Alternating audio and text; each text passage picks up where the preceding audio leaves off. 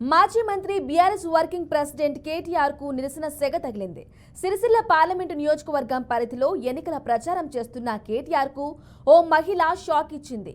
Double bedroom ఇస్తా అన్నావు, ఇంకెప్పుడు ఇస్తావంటూ బోనాల్ లక్ష్మి అనే మహిళ రైతు కేటీఆర్ ను ప్రశ్నించింది. మా భూములు తీసుకున్నారు, మేము రందికి చచ్చిపోతున్నామని ఆవేదన వ్యక్తం చేసింది.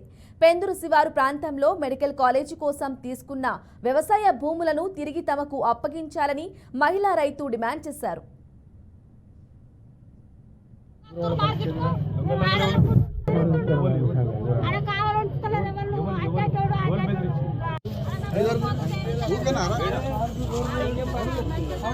కలెక్టర్ చెప్పి నేను ఇప్పిస్తాను. ఎంత పోయింది?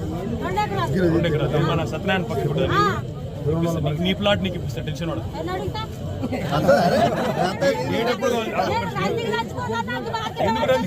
ఎందుకు రందికి చచ్చిపోతుంది? అరే రామ, ఇప్పిస్తా. ప్లాట్ సంతకం పెట్టినా కదా వస్తుంది.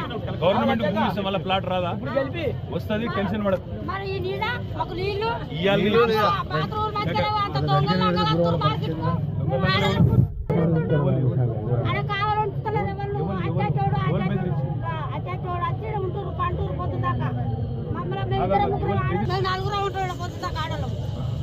Municipality marketing contract